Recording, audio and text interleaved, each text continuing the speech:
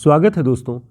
आज की इस क्लास में हम हिंदी साहित्य के महत्वपूर्ण प्रश्नों का संकलन देखेंगे, जिसमें आपको यात्रा वृत्तांत, जीवनी और आत्मकथा के कुछ महत्वपूर्ण प्रश्न और देखने को मिलेंगे, जो कि हमने पिछले क्लासेस में भी कुछ महत्वपूर्ण रचनाओं के बारे में देखा हुआ था।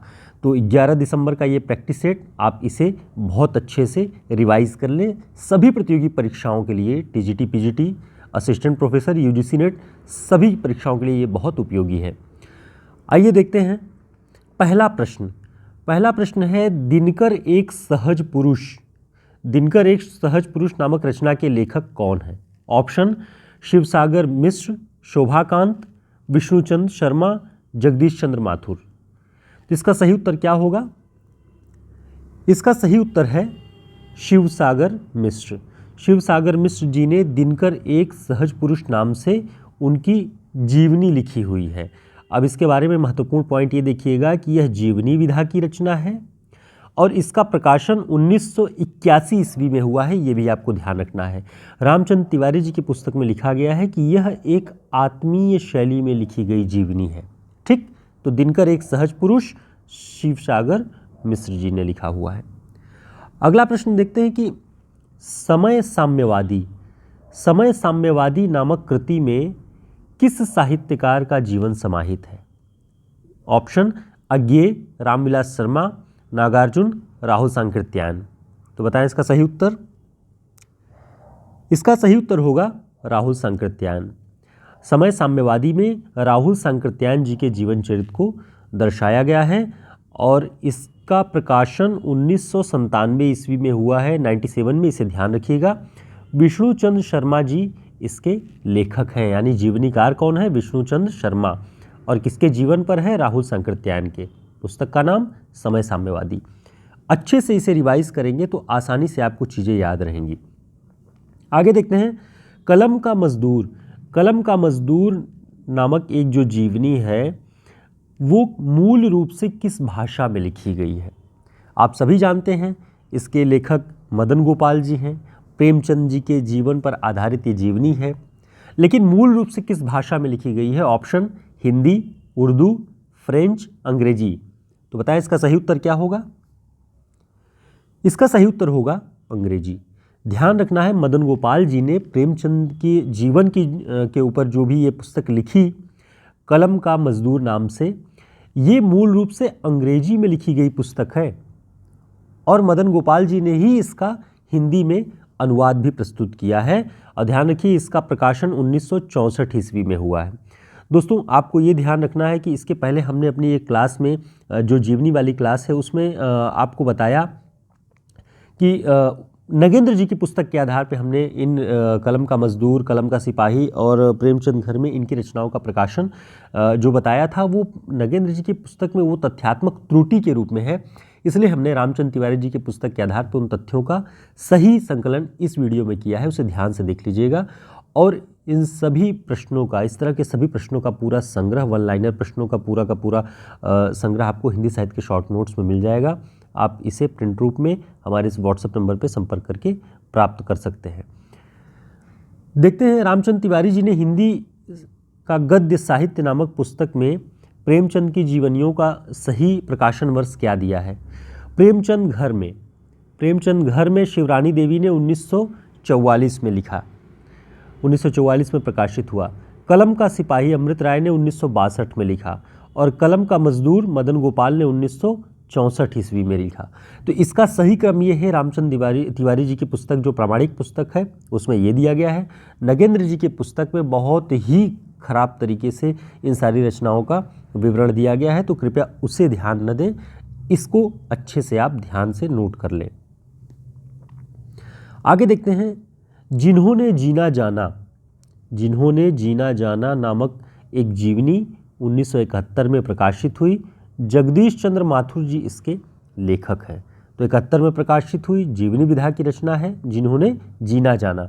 अब इसके बारे में महत्वपूर्ण बात आप थोड़ा सा ध्यान रखेंगे तो आपको याद भी रहेगा। जिन रचनाओं के बारे में आप थोड़ी बहुत बातें जान जाते हैं, उन रचनाओं का विवरण आपको तथ्यात्मक रूप से कभी भूलता नहीं है। रामचंद्र तिवारी जी ने लिखा है कि इस पुस्तक में माथुर जी ने 7 साहित्यकारों, 2 राजनेताओं, 1 विचारक, एक कलाकार और एक अभिनेत्री का जीवन लेख प्रस्तुत किया हुआ है।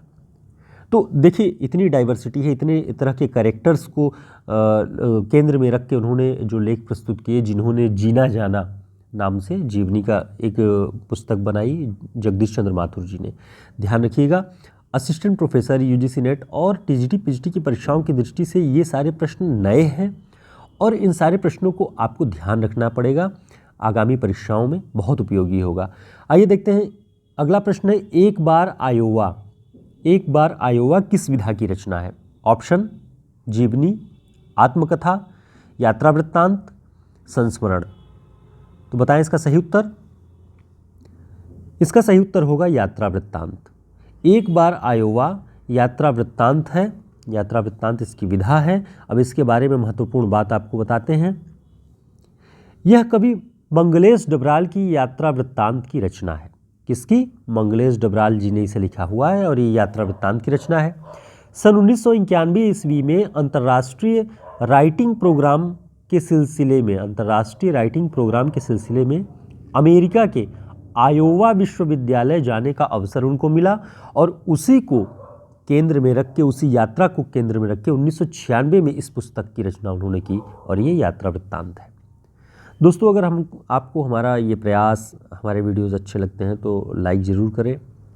चैनल को अगर आपने सब्सक्राइब नहीं किया तो कर लें। साथ ही टेलीग्राम और व्हाट्सएप ग्रुप के लिंक भी आपको डिस्क्रिप्शन बॉक्स में मिल जाएंगे, ज्वाइन कर लें ताकि क्लासेस का सही अपडेट और जो हमारी पुरानी क्लासेस महत्वपूर्ण हैं उनके भी हम आपको लिंक समय समय पर प्रोवाइड करवाते हैं, जो 1 साल 1.5 साल पुराने हैं और आपके लिए बहुत उपयोगी हैं।